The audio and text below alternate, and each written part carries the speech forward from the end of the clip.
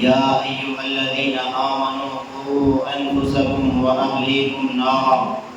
وقودها الناس والحجارة عليها ملائكة غلاظ شداد لا يعصون الله ما أمرهم ويفعلون ما يؤمرون أو كما قال النبي صلى الله عليه وسلم كلكم راع وكلكم مسؤول عن رعيته.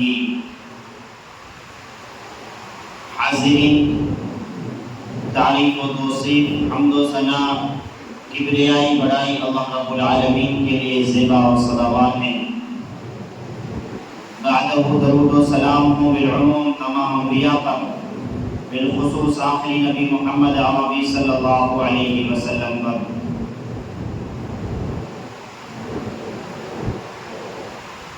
یہ دو بچے جنہوں نے ابھی ہمارے اور آپ کے سامنے اپنی اپنی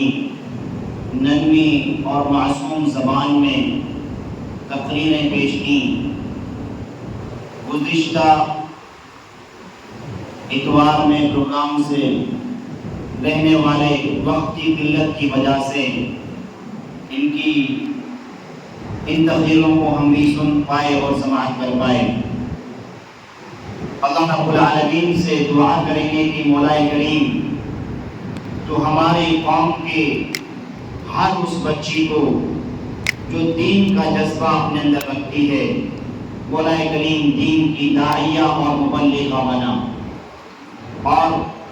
آنے والے دور میں امت مسلمہ اور اپنی دین کی دفاع کے لیے ان کو ایک بہترین دیوار بنا۔ کسی شاعر نے کیا خوب الفاظ اس طریقے سے کہے تھے، یہی وہ چراغ ہیں جب جلیں گے تو روشنی ہوگی، یہ وہ چراغ ہیں جب جلیں گے تو روشنی ہوگی۔ ایسے چھوٹے چھوٹے بچے ہمارے سماج میں اور ہمارے گھروں میں اپنی ماؤں کے اور اپنے باپ والدین کے چہیتے اور عزیز ہوا کرتے ہیں، اور وقتاً فوقتاً یہ بھی دیکھنے کو ملتا ہے کہ ان کی محبتیں اس قدر بڑھ جاتی ہیں کہ بچے صبح اٹھ رہے ہیں تو کس طریقے سے اٹھ رہے ہیں، شام کو سو رہے ہیں تو کس طریقے سے سو رہے ہیں، دن گزر رہا ہے تو کس طریقے سے گزر رہا ہے۔ اس چیز کا فرق والدین نہیں کر پاتے، گویا وہ سوچتے ہیں کہ بچے جس طریقے سے خوش ہیں ان کو خوش رہنا دیا جائے، ان کو تکلیف نہ دی جائے۔ اور حقیقت سے اگر واقفیت ہم کرنا چاہتے ہیں تو حقیقت ہمیں یہ بتاتی ہے کہ اس دور میں اپنے بچوں کو جس قدر ہم کامیاب اور کامران دیکھنا چاہتے ہیں، ترقی کے عہدوں پر ہم اپنے بچوں کو جس طریقے سے فائز دیکھنا چاہتے ہیں، اسی طریقے سے وقت کی ضرورت سمجھ لیجئے اور وقت کی مضبوط ترین اہمیت سمجھ لیجئے کہ ہمارے بچوں کا دین کو اسی طریقے سے سیکھنا بہت اہم اور ضروری ہے۔ ورنہ آج کل ہم ہر صبح ایک نئی خبر سنتے ہیں کہ فلاں علاقے میں، فلاں گاؤں میں، فلاں جگہ ایک نوجوان لڑکی تھی اور وہ کسی غیر کے شکنجے میں آ گئی، اور اس نے اپنے والدین کی عزت کو بھی نہ دیکھا، اپنے دین کو بھی اپنے پیروں تلے روند ڈالا، اور وہ بچی خیروں کی چنگل میں آ کر کے دین اور دنیا کو کھو بیٹھی ہے۔ اور اسی بچی کے بارے میں چند دن کے بعد یہ خبر آتی ہے کہ فلاں لڑکی کی اس طریقے سے پہچان ہوئی ہے کہ فلاں ندی کے پاس کوئی لاش ملی ہے اور اس لاش کی پہچان اسی طریقے سے ہوئی ہے، یا کہیں گلا گھونٹ کر کے مار دیا جاتا ہے تو کہیں کسی طریقے سے اس بچی کو موت کا شکار کر دیا جاتا ہے۔ لہٰذا عزیزو، وقت کی ضرورت ہے کہ ہم اپنے بچوں کو دین پڑھائیں، اور یہ بچے جب تھوڑے سے کم وقت میں دین پڑھ کر کے 5 منٹ 7 منٹ ہمارے نبی کی سیرت ہمارے سامنے بیان کر سکتے ہیں، قرآن کریم کی آیات مبارکہ ہمارے سامنے پیش کر سکتے ہیں، احادیث نبویہ صلی اللہ علیہ وسلم زبانی رکھ کر کے ہمارے سامنے پیش کر سکتے ہیں، تو آپ بتائیے اگر ان پر محنت کی جائے، اگر ان کو ایک طریقہ دیا جائے، اگر ان کو ایک سانچے میں ڈھالا جائے، تو بتائیے کس قدر روشنی کریں گے، کس قدر یہ بچے دین کے داعی اور دین کے مبلغ ہوں گے، کس قدر والدین کی عزت کے رکھوالے ہوں گے، اور کس قدر اپنے والدین کی عزت کو یہ سمجھیں گے اور اس کو ترجیح دیں گے، کس قدر یہ دین کو ترجیح دیں گے۔ عزیزو، ضرورت اس بات کی ہے کہ اپنے بچوں کو دین سکھایا جائے، ضرورت اس بات کی ہے اپنے بچوں کو اسی طریقے سے مسجدوں میں لا کر کے کھڑے کر کے ان سے دین کی باتیں سنی اور سمجھی جائیں، ان کی ننھی آوازوں سے ہم سنیں اور سمجھیں کہ جب یہ بچے چھوٹے ہوتے ہیں، زبان ہلکی پھلکی گونگی ہوتی ہے، بولنے کے شوق پیدا ہوتے ہیں، جب یہ بچے ایسے موقع پر دین کے، ایمان کے، شریعت کے، محمد صلی اللہ علیہ وسلم کی تعلیمات کے کچھ الفاظ بولیں تو وہ کتنے پیارے اور عزیز ہوا کرتے ہیں۔ عزیزو، میں نے خطبہ مسنونہ کے بعد سورہ تحریم کی آیت کریمہ آپ کے سامنے تلاوت کی ہے۔ آیت کریمہ اس طریقے سے ہے، اللہ رب العالمین ارشاد فرماتا ہے اور کہتا ہے، یا ایھا الذین آمنوا قوا انفسکم واہلیکم نارا وقودها الناس والحجارہ علیہا ملائکۃ غلاظ شداد لا یعصون اللہ ما امرهم ویفعلون ما یؤمرون۔ اللہ رب العالمین اہل ایمان کو، ان لوگوں کو جو مومن ہیں، جو مسلمان ہیں، جو اللہ کے نبی صلی اللہ علیہ وسلم کی شریعت کو جاننے اور ماننے والے ہیں، اللہ رب العالمین کے احکام اور فرامین کو اپنے سینوں سے لگاتے ہیں، ان کو ایک حکم دے رہا ہے اور کہہ رہا ہے، قوا انفسکم واہلیکم نارا۔ اے اہل ایمان کی جماعت، اے مسلمانوں کی جماعت، اے مومنوں، اپنے آپ کو جہنم کی آگ سے بچاؤ۔ عزیزو، قرآن کریم کی اس آیت کریمہ میں اللہ رب العالمین نے اہل ایمان کو مخاطب کیا ہے، ان لوگوں سے خطاب کیا ہے جو مومن ہوتے ہیں، جو مسلمان ہوتے ہیں۔ یہ ایمان کیا ہوتا ہے؟ ایمان کس چیز کو کہا جاتا ہے؟ ہم بارہا دروس میں، تقاریر میں، جمعے کے خطبات میں لفظ ایمان کو سنتے اور سمجھتے ہیں، لیکن شاید اگر ابھی یہ کسی سے پوچھا جائے کہ ایمان کی تعریف کیا ہے، ایمان کسے کہتے ہیں، ایمان کیا ہوتا ہے، تو شاید ہم بتانے سے قاصر رہیں۔ ایمان آپ اس طریقے سے سمجھ سکتے ہیں، ایک صحابی رسول صلی اللہ علیہ وسلم جن کا نام اسم گرامی حضرت صہیب رومی رضی اللہ تعالی عنہ ہیں، وہ مکہ کے مسلمان ہوتے ہیں، مکہ کے مومن ہوتے ہیں، مکہ کے صحابی ہوتے ہیں۔ اللہ کے نبی صلی اللہ علیہ وسلم اسی طریقے سے اور کچھ صحابہ نبی اکرم صلی اللہ علیہ وسلم کے ساتھ مکہ سے ہجرت کر کے مدینہ چلے جاتے ہیں۔ مدینہ چلے جانے کے بعد چند صحابہ بچتے ہیں، اور ان صحابہ میں سے یہ ایک صحابی ہیں جن کا نام ہے حضرت صہیب رومی رضی اللہ تعالی عنہ۔ ان کو بھی طلب ہوئی کہ نبی اکرم صلی اللہ علیہ وسلم کے پاس جایا جائے، اللہ کے نبی صلی اللہ علیہ وسلم کے ساتھ رہ کر کے دین سیکھا جائے، اللہ کے نبی صلی اللہ علیہ وسلم کے ساتھ رہ کر کے دین کو سمجھا جائے، نبی اکرم صلی اللہ علیہ وسلم کے ساتھ رہ کر کے دین اور دنیا کا جو فرق ہے اس کی تمیز کی جائے۔ لہذا وہ اپنے بیوی اور بچوں کو ساتھ لے کر کے مکہ سے نکلتے ہیں۔ جیسے ہی مکہ سے نکلتے ہیں، مکہ کے کفار اور مشرکین ان کو گھیر لیتے ہیں اور ان سے کہتے ہیں، صہیب، اے صہیب، سن اس بات کو، جب تم مکہ میں آئے تھے تو مکہ میں آتے وقت تم غریب انسان تھے، آج تم مالدار ہو، آج تم رئیس ہو، اور اتنے مالدار ہو کہ مکہ کی کافی دولت اپنے ساتھ لے کر کے جا رہے ہو۔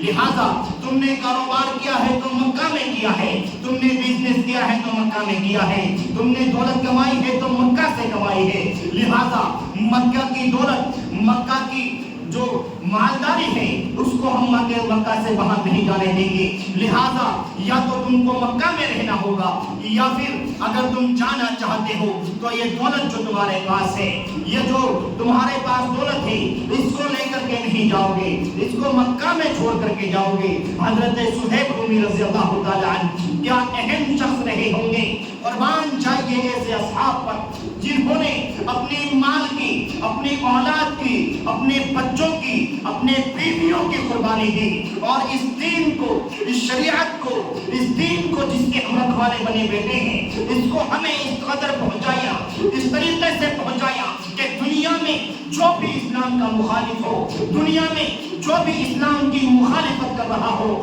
جس کی آنکھیں اسلام میں کمی نکالنے کی کوشش کریں، جس کی زبان کو کبھی یہ ہمت ملی کہ وہ اسلام کے بارے میں کچھ بولے اور اسلام پر اپنی بد زبانی کرے، تو ان تمام لوگوں کا منہ توڑ جواب دے سکیں اور لوگوں کو بتا سکیں کہ اسلام کوئی چھوٹی موٹی چیز نہیں ہے، اسلام ایسی چیز نہیں ہے جس نے اپنے ماننے والوں کی پیاس کو نہ بجھایا ہو، اسلام ایسا دھرم نہیں ہے جس نے انسان کو اندھیریوں میں چھوڑ دیا ہو، اسلام ایسا مذہب نہیں ہے کہ اس نے دنیا کے تمام راستے دکھائے نہ ہوں، دین کے، بلندیوں کے اور رفاعیت کے راستے انسان کو نہ بتائے ہوں۔ عزیزو،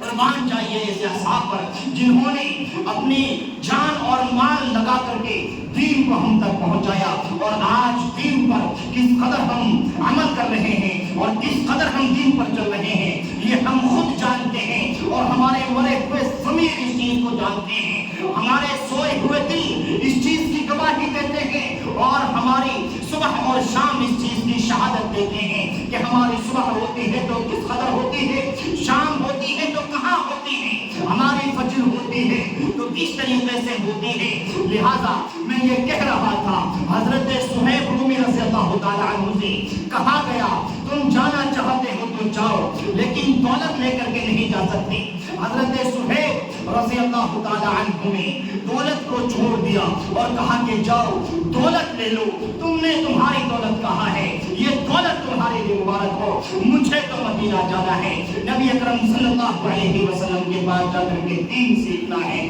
لہٰذا یہ دولت تمہارے لیے مبارک ہو۔ اتنی ہی دیر کے بعد ان کے خاندان کے لوگ آئے اور خاندان کے لوگوں نے کہا کہ صہیب، جو بچہ تمہارے ساتھ ہے، جو تمہارا بیٹا ہے، یہ ہمارا خاندان کا بیٹا ہے، لہذا اپنے خاندان کے بیٹے کو ہم تمہارے ساتھ نہیں جانے دیتے، اگر رہنا ہے تو مکہ میں رہو اور اگر جانا ہے تو جاؤ، لیکن اس بچے کو چھوڑ کر کے جاؤ گے، اس بچے کو ساتھ لے کر کے نہیں جا سکتے۔ عزیزو، غور کیجئے، ایک نوجوان انسان ہو اور اس کی اولاد کو اس سے چھینا جائے، یوں کہہ لیجئے ایک باپ سے یہ کہا جائے تو اپنے بچے کی گردن پہ چھری پھیر دے، بتائیے معاملہ کیا ہوگا اور کس قدر باپ مجبور ہوگا، اور باپ دنیا کے تمام راستوں کو چھوڑ کر کے کس راستے کو اپنائے گا، ہم غور کر سکتے ہیں، احساس کر سکتے ہیں، لیکن قربان جائیے اس صحابی رسول صلی اللہ علیہ وسلم پر، کہا خاندان کے لوگوں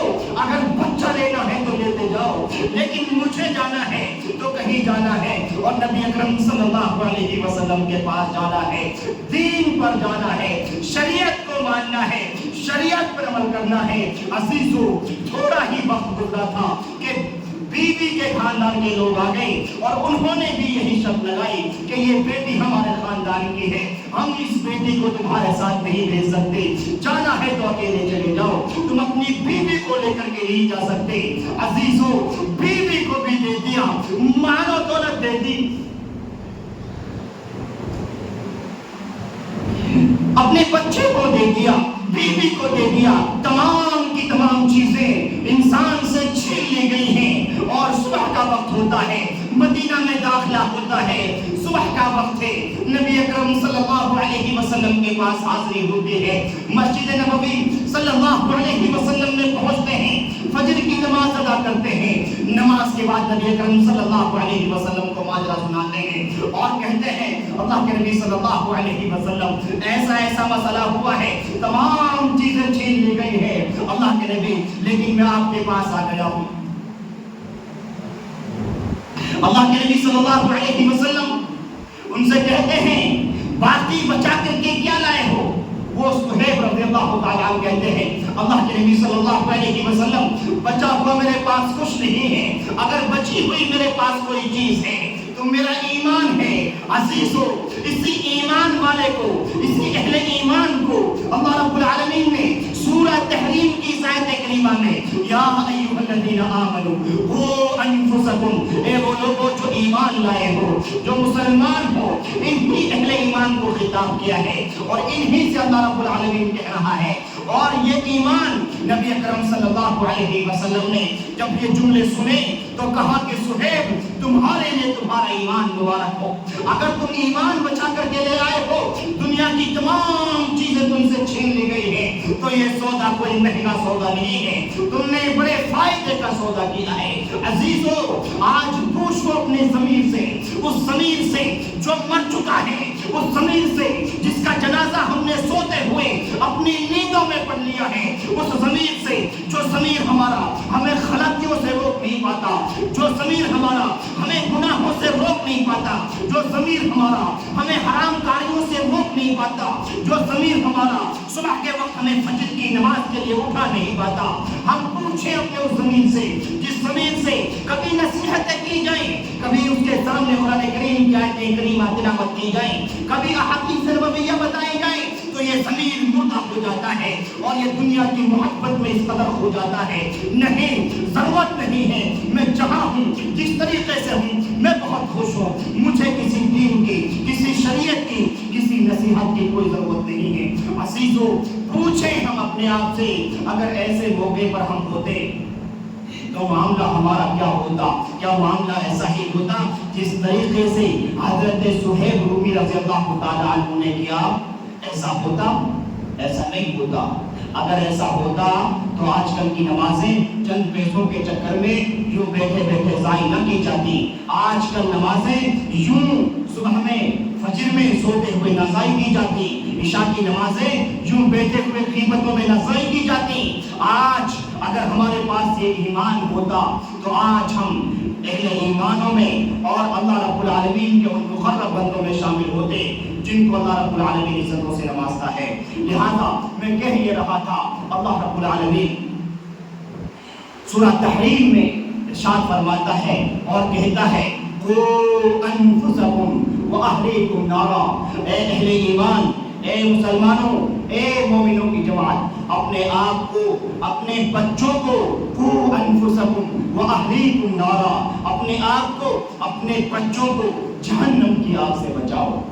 جہنم کی آگ سے بچاؤ۔ آج ہم پوچھیں اپنے آپ سے ہم کس قدر اپنے آپ کو جہنم کی آگ سے بچاتے ہیں اور کس قدر ہمیں محسوس ہوتا ہے کہ جہنم کی بھی کوئی آگ ہے جس کا سامنا ہمیں کرنا پڑ سکتا ہے۔ کب ہمیں محسوس ہوتا ہے کہ یہ جسم جو جسم ذرا سے گرمی برداشت نہیں کر سکتا، وہ جسم جو 15 فٹ اونچی چھت کے نیچے رہنے کے بعد، اوپر کئی سارے پنکھوں کے ہونے کے بعد بغیر کولر کے مسجد میں چند منٹ کھڑا نہیں ہو سکتا، یہ جسم اگر اس جسم کا معاملہ جہنم کے ساتھ ہوا، اگر اس کا سامنا جہنم کی آگ سے ہوا، بھلا بتائیے پھر معاملہ کیا ہوگا، ماجرا کیا ہوگا، پھر اس وقت کا معاملہ کس قدر برداشت کن ہوگا۔ ہم اپنے آپ سے پوچھیں، وہ جہنم جو دنیا کی تمام آگوں سے بہت زیادہ دہکتی ہوئی آگ ہے، وہ جہنم کی آگ جس کے بارے میں اللہ رب العالمین نے کہا قُوا أَنفُسَكُمْ وَأَهْلِيكُمْ نَارًا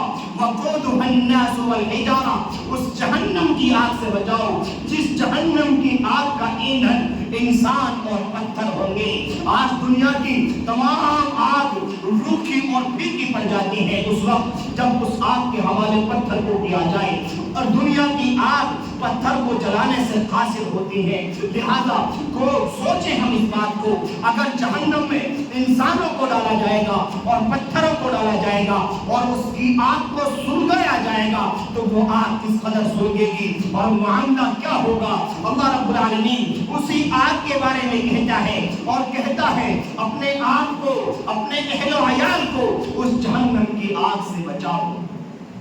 اپنے آپ کو کس قدر جہنم کی آگ سے بچانا ہے اور کیسے بچانا ہے، سوال یہ پیدا ہوتا ہے ہم کیسے جہنم کی آگ سے بچیں؟ تو اس کا جواب بہت سادہ اور بہت سیدھا سا ہے۔ اللہ رب العالمین نے جن کاموں کا کرنے کا حکم دیا ہے ان کاموں کو ہم کریں، اور اللہ رب العالمین نے جن کاموں سے ہم کو روکا ہے ان سے اگر ہم رکیں تو ہو سکتا ہے کہ اللہ رب العالمین اپنا انعام کرے، اپنا فضل کرے، اپنا کرم کرے اور ہمیں جہنم کی آگ سے محفوظ رکھے۔ اور اللہ رب العالمین سے ہم دعا کریں گے مولا کریم تو ہمارے جسموں کو جہنم کی آگ سے محفوظ رکھنا۔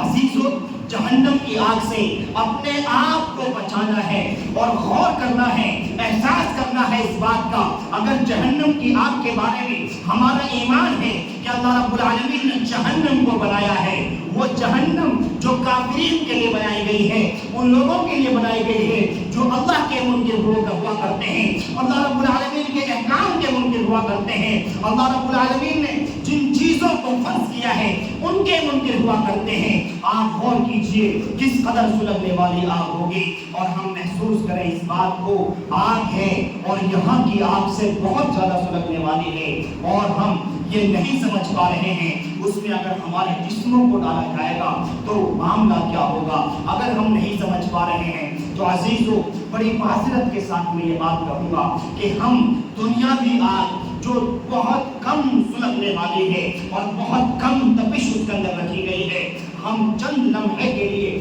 چند سیکنڈوں کے لیے اپنی چھوٹی سی انگلی کو اس آگ کے حوالے کر کے دیکھیں اور پھر اپنے آپ سے پوچھیں کہ کتنے دن تک، کتنے گھنٹوں تک اور کب تک پورا جسم سکون محسوس نہیں کرتا، کب تک سکون سے دور رہتا ہے، کب تک بے اطمینانی ہمارے قریب رہتی ہے، کب تک ہمارے دل و دماغ کھول کر کے رہ جاتا ہے، کب تک ہمارے کلیجوں کو ٹھنڈک نہیں ملتی۔ اور اگر چند سیکنڈ دنیا کی آگ میں ملوث رہنے کے بعد ہمارے دل و دماغ بے چین ہو جائے، ہمارے جسم بے اطمینان ہو جائے، تو محسوس کیجئے وہ آگ جس میں ہمیشہ ہمیشہ رکھا جائے گا اور وہ آگ بہت زیادہ کھولنے والی ہوگی، معاملہ کیا ہوگا؟ ہمیں غور کرنا چاہیے اور احساس کرنا چاہیے۔ اور عزیزو، اپنے سوئے ہوئے ضمیر کو جگا کر کے اس سے پوچھنا چاہیے، اے سوئے ہوئے ضمیر، اے مرے ہوئے ضمیر، تو نے کس قدر مجھے رب سے دور کر دیا ہے، تو نے کس قدر مجھے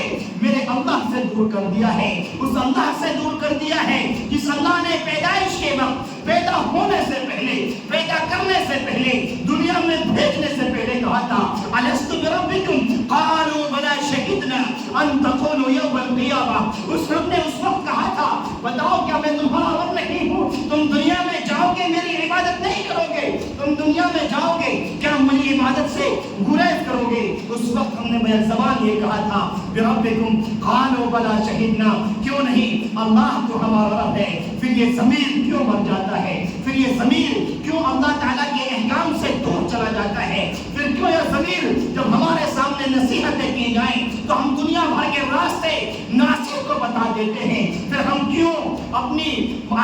بات کو رکھنے کے لیے نہ جانے کتنے جھوٹوں کا سہارا لیتے ہیں، نہ جانے کتنے غلط راستوں کا سہارا لیتے ہیں، اور پھر بھی اپنے آپ کو صحیح ثابت کرنے کی کوشش کرتے ہیں، اور پھر بھی بڑے گھمنڈ کے ساتھ ہم یہ سمجھتے ہیں ہم اہل حدیث خاندان سے ہیں، ہم اصحاب حدیث میں سے ہیں، ہم اصحاب رسول صلی اللہ علیہ وسلم کو ماننے والے ہیں، ہم اصحاب رسول صلی اللہ علیہ وسلم کے طریقے کو اپنانے والے ہیں۔ عزیزو، کہاں ہم طریقے کو اپنانے والے ہوتے ہیں اور کہاں ہم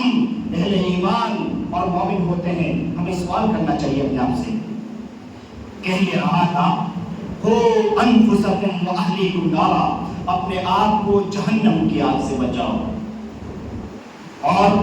فمن زحزح عن النار وادخل الجنة فقد فاز، اگر کسی شخص کو جہنم کی آگ سے بچا لیا جائے، کسی کو جہنم کی آگ سے دور رکھا جائے تو یقین مانیے فقد فاز، یہ اس نے بڑی کامیابی پالی ہے۔ اس سے بڑا کامیاب شخص دنیا کا وہ آدمی جو پوری زندگی عیش و عشرت میں گزار کر کے چلا جائے، پوری زندگی سکون میں رہ کر کے چلا جائے، اس کی کامیابی بہت پھیکی پڑ جائے گی۔ اگر کسی کو جنت میں داخل کر دیا جائے، جہنم سے بچا لیا جائے، یہ بڑا کامیاب اور بڑا کامران ہے۔ نبی اکرم صلی اللہ علیہ وسلم نے مثال دیتے ہوئے سمجھایا، ایک وہ شخص جو پوری دنیا میں पूरी जिंदगी सुकून से रहा, इत्मीनान से रहा, उसे कभी परेशानी ना हुई, उसके दिल को कभी तकलीफ ना हुई, उसे कभी महसूस नहीं हुआ कि गुर्बत मेरे करीब भी आ सकती है। उसने जो चाहा दुनिया में किया, जिस तरीके से चाहा दुनिया में किया। एक वक्त आया मर गया, और एक वक्त आएगा कि अल्लाह रब्बुल आलमीन उसे एक लम्हे के लिए जहन्नम में दाखिल करेगा, और जहन्नम से निकालने के बाद उससे पूछेगा बता तेरी जिंदगी कैसे गुजरी है। तो वो दुनिया के तमाम सुकून, दुनिया के तमाम आराम, दुनिया के तमाम इत्मीनान को एक लम्हे में भूल जाएगा, और वो कहेगा कि अल्लाह मैंने कभी सुकून देखा ही कहाँ था। मेरी जिंदगी तो जिल्लतों से भरी हुई, रुसवाइयों से भरी हुई, अज़ाब से भरी हुई थी। और इसके बरअक्स एक शख्स जो अल्लाह के दीन पर चलता, अल्लाह के दीन को मानता, अल्लाह रब्बुल आलमीन के अहकाम को मानता, उनको सीने से लगाता, उनको कलेजे से लगाता, लेकिन दीन की परवाह, दुनिया की परवाह न करता, वो दीन पर अमल करते हुए चला गया। बहुत परेशान था, बहुत मुश्किलों में रहा करता था, लोग गरीब होने के ताने दिया करते थे, लोग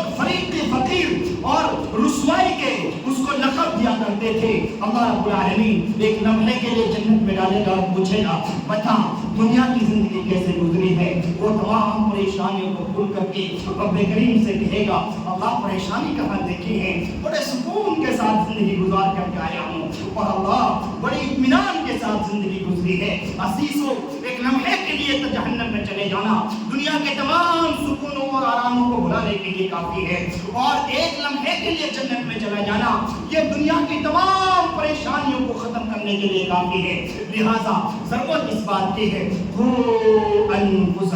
अपने आप को जहन्नम की आग से बचाओ। अल्लाह रब्बुल आलमीन इरशाद फरमाता है और कहता है तो अनफुसकुम व अहलीकुम नारा, अपने आप को तो जहन्नम की आग से बचाना है, अपने घर वालों को भी जहन्नम की आग से बचाना है। हम में से चंद लोग ऐसे हैं जो पंज वक्त नमाज़ी हैं, कुछ ऐसे हैं जो गफलत कर जाते हैं, और अल्लाह रब्बुल आलमीन से हम अपनी गफलत के लिए दुआ करेंगे कि अल्लाह तो हमें सच्चा नमाज़ी बना दे, पंच वक्त नमाज़ी बना दे। लेकिन वो लोग जो पंच वक्त नमाज़ी हैं वो अपने आप से पूछें कि जब वो पांच वक्त की नमाज बजमात अदा करते हैं, वो अपने घर में अपनी बीवियों को कितनी तलकीन करते हैं कि नमाज पढ़ लीजिए, वो अपने घर में अपने बच्चों को कितना कहते हैं कि नमाज पढ़ लीजिए, वो अपने बेटों को, अपनी बेटियों को कितना कहते हैं कि आप गलत को छोड़ दीजिए, सही रास्ते पर आ जाइए। अगर ऐसा नहीं करते हैं तो मैं बड़े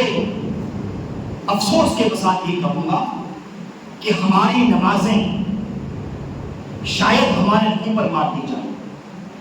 हमारी नमाजें शायद हमें अल्लाह रब्बुल आलमीन की गिरफ्त से ना बचा सकें, क्योंकि यही बीवी जो आज हमारे सरों पर बादशाह हुआ करती है, और एक शौहर मजबूर होता है कि उसकी हर जिद को पूरा करे, एक शौहर मजबूर हुआ करता है कि उसकी हर बात पर वो किसी ना किसी तरीके से अपनी रजामंदी का इजहार करे, वो दुख के साथ करे या अफसोस के साथ करे या वो खुशी खुशी उसकी बात को मान ले, लेकिन मजबूरी ये होती है कि बीवी को बात की कहीं ना कहीं तस्लीम करना है और मानना है। और ये बीवी जिस तरीके से चाहे इस शौहर को अपनी उंगलियों पर नचाती है, यही बीवी जो आज बादशाह बनी हुई है, कल अल्लाह रब्बुल आलमीन के सामने इस चीज को कहेगी कि अल्लाह मैं इस शौहर की बीवी थी, मैं इस हाजी की और नमाजी की बीवी थी, अल्लाह ये तो मुत्तकी था, लेकिन जब थोड़े से रोटियों में नमक कम हो जाए, ज्यादा हो जाए तो अल्लाह ये इतना डांटा और टपटा करता था, ऐसे गाली और गुरूज क्या करता था, थोड़ी सी सब्जी ऊंच नीच हो जाए तो इस तरीके से कहा करता था, थोड़े से इसके मामलात में कमी हो जाए तो अल्लाह ये न जाने कौन कौन सी गाली दिया करता था। लेकिन अल्लाह इसने कभी मुझसे दीनदार बनने के लिए ना कहा, इसने कभी मुझसे नमाजी बनने के लिए ना कहा। बताइए अजीजों उस वक्त अल्लाह रब्बुल आलमीन से क्या कहोगे? हमारे मातहत रहने वाले लोग, हमारी बीवियां, हमारे बच्चे, हमारी बेटियां अल्लाह रब्बुल आलमीन से उस वक्त कहेंगी कि अल्लाह तूने कहा था वला तुस्लबून फतीला, किसी पर जुल्म नहीं किया जाएगा, किसी पर कोई जुल्म नहीं होगा। आज अगर मेरा बाप नमाजी था और उसकी नमाज उसको जन्नत اور میں بے نمازی تھی اور میری بے نماز ہونا مجھے جہنم میں لے کر کے جا رہا ہے، تو بتا اس کا جنت میں جانا کس قدر صحیح ہوا اور میرا جہنم میں جانا کس قدر صحیح ہوا۔ اللہ جب وہ نمازیں پڑھا کرتا تھا اس کی اطاعت کرتے ہوئے میں دوسرے کاموں میں لگی رہا کرتی تھی، اللہ آج میرا باپ جنت میں اور میں جہنم میں، یہ تیرا کہاں کا انصاف ہے؟ اللہ عزیزو، اللہ رب العالمین ان فرشتوں سے جو فرشتے بھی جنت کا راستہ نکال رہے تھے، ہو سکتا ہے اس وقت کہیں کہ اس شخص کو منہ کے بل جہنم میں ڈال دیا جائے جس کی بیٹی کی یہ شکایت ہے اور جس کی بیٹی تھی۔ آج ہم اپنے بچوں کو لاڑ میں پیار میں دنیا کے تمام سکون دیں اور اس کے بعد جب وہی بچہ بڑا ہو جائے، وہی بیٹی جب بڑی ہو جائے تو ماں باپ کو اس طریقے سے بنا دیکھے کہ ماں باپ کہاں گر رہے ہیں، کہاں پڑھ رہے ہیں اور کہاں وہ چل رہے ہیں اور کہاں ان کو ہمارے کندھے کی ضرورت ہے، کہاں ہمارے سہارے کی ضرورت ہے اور کہاں اس چیز کی ضرورت ہے کہ ان کو پکڑ کے چلا جائے، کہاں اس چیز کی ضرورت ہے ان کے ہاتھ سے اگر وہ مجبور ہیں تو اپنے ہاتھ سے نگوانے ان کے منہ میں ڈال دیے جائیں۔ عزیزو، یہی بچے جب بڑے ہوتے ہیں ہمارے لاڈ و پیار کی وجہ سے اس قدر سکون سے پلنے والے بچے یہ نہیں دیکھتے کہ ہمارے والدین کہاں ہیں اور کیا کر رہے ہیں، اور بڑے گھمنڈ کے ساتھ اس چیز کی بھی دلیل پیش کرتے ہیں ہم فلاں صاحب کے بیٹے ہیں، ہماری والدہ ایسی ہوا کرتی تھی، ہمارے والد ایسے ہوا کرتے تھے، ہمارے والد ہمارے دادا اپنے زمانے کے بڑے عالم گزرے ہیں، بڑے امام گزرے ہیں۔ بتائیے ان کی مثال کہاں سے اور کس طریقے سے دیں؟ غور کیجئے اور محسوس کیجئے، اگر ہم دین پر چل رہے ہیں تو ہمارا دین پر چلنا اور ہمارے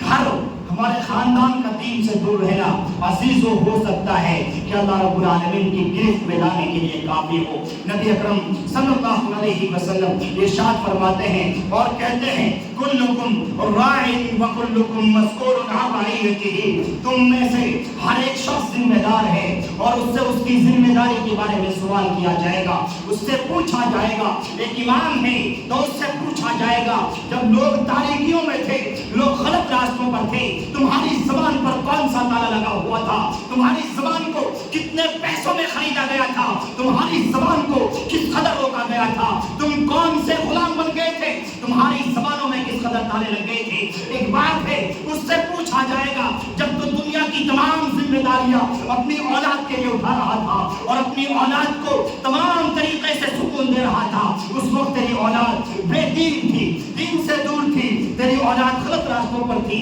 تیری اولاد غلط کر رہی تھی، اس وقت تو اپنے باپ ہونے کا فرض کس طریقے سے نبھا رہا تھا۔ ایک شوہر سے پوچھا جائے گا جب تو اچھا شوہر بن رہا تھا اور تمام طریقے سے بیوی کی خوشیوں کو پوری کر رہا تھا، اس وقت تیری بیوی قرآن کریم نہیں پڑھ رہی تھی، اس وقت تیری بیوی نمازوں سے دور تھی، تو نے بتا شوہر ہونے کا کون سا حق ادا کیا ہے؟ عزیزو، ہم سے پوچھا جائے گا، ایک ماں سے پوچھا جائے گا جب تو نمازی تھی تیرے بچے بے نمازی ہوا کرتے تھے، جب تو نماز پڑھتی تھی جس کمرے میں تیرے سجدے ہوا کرتے تھے اسی کمرے میں برابر میں بیٹھے ہوئے تیرے بچے گانے سن رہے ہوتے تھے، تیرے بچے ناٹک دیکھ رہے ہوتے تھے، تیرے بچے فلم دیکھ رہے ہوتے تھے، وہی آواز تیرے کانوں میں بھی آ رہی ہوتی تھی، تیرا بھی ذہن بٹ رہا ہوتا تھا، بتا تو کس قدر نمازی تھی؟ تیرے بچے تیرے پاس رہ کر کے بے نمازی تھے، تو نے کون سی نمازیں ادا کی ہیں؟ عزیزو، پوچھا جائے گا اور سوال کیا جائے گا، اور ماں غور کر اپنے اوپر کہ تو کس قدر ماں ہے، تو کیسی ماں ہے؟ ماں تو سماج نے بہت دیکھی ہے، ماں تو سماج نے ایسی بھی دیکھی ہے جو بھوکی رہا کرتی تھی، پیاسی رہا کرتی تھی اور دنیا میں تکلیفیں سہا کرتی تھی، لیکن اپنے بچوں کو دیندار بنا کر کے رکھا کرتی تھی، اپنے بچوں کو دین سکھایا کرتی تھی، اپنے بچوں کو دین کی تعلیم دیا کرتی تھی۔ جب بچے غلط راستے پر ہوں ان کو کسی بھی طریقے سے غلط راستوں پر روکنے پر قادر ہوا کرتی تھی۔ آج تیری ماں ہونے کا حق کس طریقے سے ادا ہو رہا ہے کہ تو تمام راستوں کو فراموش کر کر کے نہ جانے کون سے کونے میں بیٹھ کر کے اپنی عزت کی بھیک مانگ رہی ہے اور بچوں کو غلط راستے پر چھوڑ کر کے سمجھ رہی ہے کہ میں نے بہت بڑا کام کر دیا ہے، بہت بڑا کام کر دیا ہے کہ میں نے 5 بچوں کو جنم دے کر کے 5 بچے ہیں جو دنیا میں اس عہدے پر فائز ہیں اور ایسا کام کر رہے ہیں۔ اے میری ماں، اے میری بہن، پوچھ اپنے آپ سے اور ضمیر کو، اس ضمیر کو جو زمین سو گیا ہے، جگہ اس زمین کو اور پوچھ اس زمین سے، ایک اگر بیٹی ہے تو بیٹی کتنی دین پر چل رہی ہے، بیٹی کتنی بے دینی پر چل رہی ہے۔ پوچھ اپنے ضمیر سے، اگر تو 3 بچوں کی ماں ہے تو کتنے بچے تیری بات پر لبے کہتے ہوئے اپنے کاموں کو چھوڑ دیتے ہیں اور تیری طرف آ جاتے ہیں؟ کتنے بچے ہیں جو تیری بات کو مان کر کے صحیح راستے کو اپنا لیتے ہیں؟ اور 3 بچوں میں سے کتنے بچے ہیں جو تیرے کہنے پر نمازی بن جاتے ہیں؟ کتنے بچے ہیں جو تیرے کہنے پر مسجدوں کا رخ کر لیتے ہیں؟ اور کتنے بچے ہیں جب تو مسجدوں کا نام لیتی ہے تو وہ دور بھاگ جاتے ہیں؟ غور کرنا چاہیے، پوچھنا چاہیے اپنے آپ سے کہ ہمارے پاس کون سا ایمان ہے، ہمارے پاس کون سا ایمان ہے، ہم کس ایمان پر عمل کر رہے ہیں؟ عزیزو، تقریریں بہت ہوا کرتی ہیں اور بڑے بڑے عالم، بڑے بڑے علماء کا ہم سے ربط اور تعلق رہا ہے، اور ہم الحمدللہ موقع بموقع ہمارے بیچ میں بھی رہتے ہیں اور ہمیں اپنی اپنی وعظ اور نصیحتوں سے آراستہ پہ راستہ کرتے رہتے ہیں۔ لیکن ضرورت اس بات کی ہے ہم سنیں اور سن کر کے نکال دیں، بتائیے کون سا فائدہ ہوتا ہے اور ہم کس قدر مفید اور فائدہ مند ثابت ہوتے ہیں۔ اگر ان چیزوں کو سن کر کے عمل کیا جائے تو ہو سکتا ہے کہ ہماری دنیا بنے، ہو سکتا ہے کہ ہماری آخرت بنے، ہو سکتا ہے کہ ہم عزتوں کی زندگی پا جائیں۔ لیکن اگر یہی ہر دھرمی رہی، نہیں، تم کہتے رہو جو تمہیں کہنا ہے، ہمارا کام یہ ہے اپنے کام پہ اڑے رہنا، اپنی عقل پہ جمے رہنا اور اپنے آپ کو اعلیٰ اور عرفہ دکھانے کی چھوٹی کوشش کرنا۔ اگر یہی ہماری کوشش ہے تو عزیزو، بڑی سی بڑی تقریریں، بڑے سے بڑے وعظ و نصیحت شاید ہمارے دل کو جھنجھوڑ نہ سکیں، شاید ہمارے جذبات کو جگا نہ سکیں، شاید ہمارے ایمان کو بڑھا نہ سکیں۔ لیکن اگر صرف ہم اتنا تہیہ کر لیں، اللہ ہم تیرے بندے ہیں اور تیرے بندے بن کر کے رہیں گے، اللہ تیرے بندے ہیں، تیرے کہنے کے مطابق زندگی گزاریں گے، اگر ہم یہ تہیہ کر لیں اللہ جس زمین پر چل رہے ہیں وہ زمین تیری ہے، لہٰذا تیری زمین پر گناہ نہیں کریں گے، تو عزیزو ہو سکتا ہے ہم نہیں ہمارا سماج صاف ستھرا نظر آئے، ہم نہیں ہمارا خاندان اچھا نظر آئے، ہو سکتا ہے ہم نہیں ہمارے اڑوسے پڑوسی بھی جو ہمارے دشمن ہوا کرتے ہیں وہ بڑے پھول جیسے نظر آ جائیں۔ عزیزو، ضرورت اس بات کی ہے کہ ہم اپنے آپ کو، اپنے اہل و عیال کو، اپنے بیوی بچوں کو جہنم کی آگ سے بچا لیں، اور اگر نہ بچا سکیں تو یقین مانیے ہم سے بڑا بدقسمت، ہم سے بڑا محروم شخص کوئی دوسرا نہیں ہو سکتا۔ ہمارے پاس نیکی کمانے کے بہت راستے ہیں، اللہ رب العالمین نے ایمان کی دولت سے نوازا ہے، اللہ رب العالمین نے توحید کی دولت سے نوازا ہے۔ ان دولتوں کے لیے دنیا ترس رہی ہے، ان چیزوں کے لیے دنیا اپنے خاندانوں کو چھوڑ رہی ہے، اس توحید کے لیے لوگ اپنے گھر والوں سے لڑ رہے ہیں، لیکن توحید نصیب نہیں ہو پاتی ہے، لوگ دنیا میں پھنس کر کے رہ جاتے ہیں۔ لیکن اللہ رب العالمین نے اگر ہمیں نوازا ہے، اگر اللہ رب العالمین نے ہمیں توحید جیسی عظیم چیز دی ہے تو ہم اس کی قدر کر لیں، اور اس کی قدر اس طریقے سے کر لیں کہ اللہ رب العالمین کے احکام کو اپنے کلیجے سے لگا لیں، اور جن چیزوں سے اللہ رب العالمین نے روکا ہے ان سے رک جائیں۔ اللہ رب العالمین سے دعا کریں گے کہ مولا کریم ہمیں صحیح اور حق بولنے کی اور اس پر عمل کرنے کی توفیق عطا فرما دے۔ اللہ تو ہمیں سچا نوازی بنا دے۔ مولا کریم جتنی باتیں قرآن اور حدیث کی روشنی میں کہی گئی ہیں اللہ تو عمل کرنے کی توفیق عطا فرما دے۔ مولا کریم اگر کچھ باتیں غلط کہی گئی ہیں اللہ تو آئندہ زبان کو لگام عطا فرما دے۔ مولا کریم آئندہ غلط بولنے سے، بیکار بولنے سے مولا کریم تو زبان کو محفوظ اور سلامت رکھ لے۔ اللہ آنے والی زندگی کو نبی اکرم صلی اللہ علیہ وسلم کے طریقے کے مطابق جینے کی توفیق عطا فرما دے۔ اللہ 5 وقت نمازی بنا دے۔ اللہ نماز کو نبی اکرم صلی اللہ علیہ وسلم کے طریقے پر جینے کی توفیق عطا فرما دے۔ اللہ ہماری ماں کو، ہماری بہنوں کو اپنی قدر کرنے کی، اپنی عزت کی قدر کرنے کی، اپنے گھر، اپنے خاندان، اپنے بیٹی بچے، اپنے شوہر کی قدر کرنے کی تو توفیق عطا فرما دے۔ اللہ جس قدر ہماری گھر کی عورتیں دین سے دور ہیں اللہ تو ان کو دین کے قریب کر دے۔ مولا کریم ان کو سنت رسول پر عمل کرنے کی توفیق عطا فرما دے۔ آمین وآخر دعوانا الحمدللہ رب العالمین، والسلام علیکم ورحمۃ اللہ وبرکاتہ۔